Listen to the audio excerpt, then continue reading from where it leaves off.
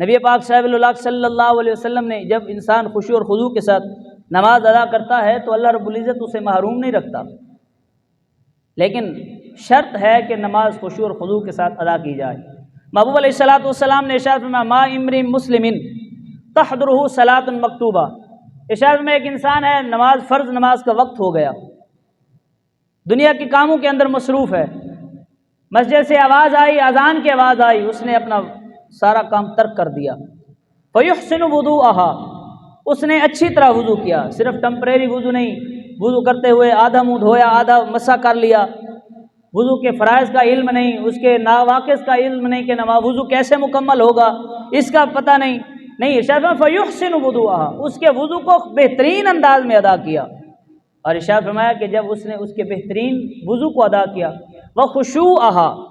اور اس کا خشوع بھی مکمل ادا کیا، ورکوعها، اور اس کے رکوع کو مکمل ادا کیا، یا رسول اللہ اس نے بہترین انداز میں وضو بھی کیا، اس نے بہترین انداز میں خشوع کو اختیار کیا، پوری کوشش کی کہ پوری نماز کے اندر اس کی توجہ اللہ کی طرف رہے، اور اس نے اس کے رکوع اس کے اراکین کو بھی مکمل ادا کیا، وہ ایسے نہیں کہ وہ جیسے مرغی دانہ چگتی ایسے سجدے نہیں کیے، بلکہ مکمل رکوع اور سجود ادا کیا۔ ارشاد فرمایا کہ جب وہ ایسا کرتا ہے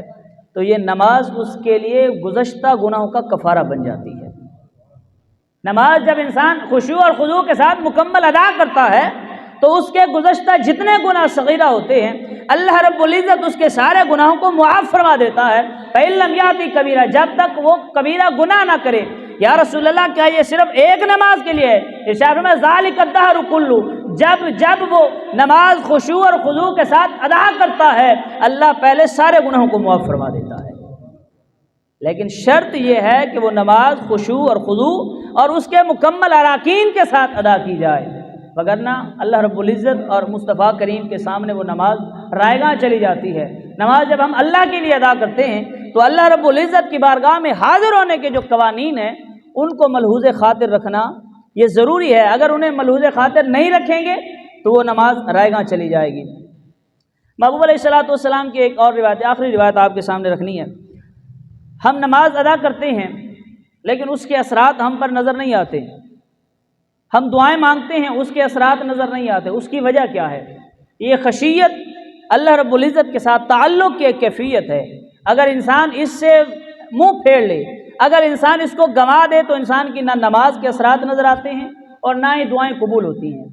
محبوب علیہ السلام نے ارشاد فرمایا ادعوا اللہ وانتم موقنون بالاجابہ، ارشاد فرمایا کہ جب تم دعا مانگو نا تو ایسے صرف ہاتھ اٹھا کر زبان سے کلمات ادا نہ کرو،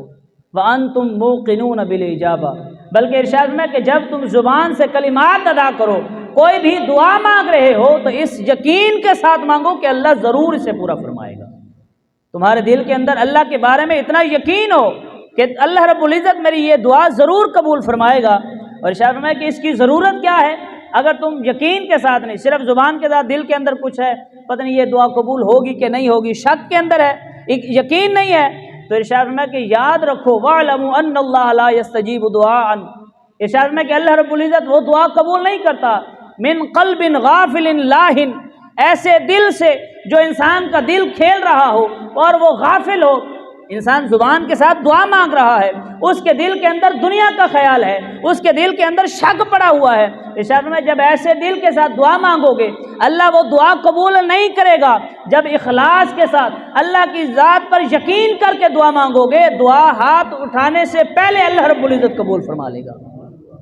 وہ اللہ رب العزت کے محبوب علیہ السلام کی حدیث پاک ہے کہ جب انسان اللہ سے مانگتا ہے تو اللہ رب العزت حیا کرتا ہے کہ میرا بندہ اخلاص کے ساتھ مجھ سے مانگ رہا ہے اور میں اس کے ہاتھ خالی موڑ دوں، لیکن جب انسان یقین کے ساتھ نہیں مانگتا، علامہ مناوی رحمۃ اللہ علیہ اس حدیث کی تشریح کے اندر لکھتے ہیں کہ اللہ رب العزت ایسا کیوں کرتا ہے کہ ایک انسان دعا مانگ رہا ہے، زبان سے تو کلمات ادا کر رہا ہے، لیکن پھر بھی اس کی دعا کی طرف توجہ کیوں نہیں دی جاتی، اس کی نماز کی طرف توجہ کیوں نہیں دی جاتی، اس کی وجہ کیا ہے؟ آپ فرماتے ہیں کہ جب ایک انسان خود اپنی دعا کے ساتھ مخلص نہیں ہے، جب وہ اللہ رب العزت کے سامنے حاضر ہو کر اپنے دل کو اللہ کی طرف متوجہ نہیں کر سکا، جب وہ اپنے زبان کے ساتھ زبان سے کلمات ادا تو کر رہا ہے، اس کا دل دنیا کے اندر مشغول ہے، جب وہ اپنا دل اللہ کی طرف متوجہ نہیں کر سکا اور دنیا کی طرف متوجہ رہا تو اس کی دعا کی طرف بھی توجہ نہیں دی جاتی۔ انسان کی دعا کی طرف توجہ اس وقت دی جائے گی، انسان کی نماز اس وقت قبول ہوگی جب وہ تکبیر تحریمہ سے لے کر سلام تک ہر لمحہ اللہ رب العزت کی بارگاہ میں حاضر رہا۔ اگر صرف ارکان ادا کرتا رہا، اس کا ذہن، اس کا دل، وہم و گمان وہ کہیں اور رہا تو وہ نماز اللہ کے ہاں قابل قبول نہیں ہے۔ اس لیے اللہ رب العزت نے ارشاد فرمایا قد افلح المؤمنون الذین هم فی صلاتهم خاشعون، البتہ تحقیق مومنین کامیاب ہو گئے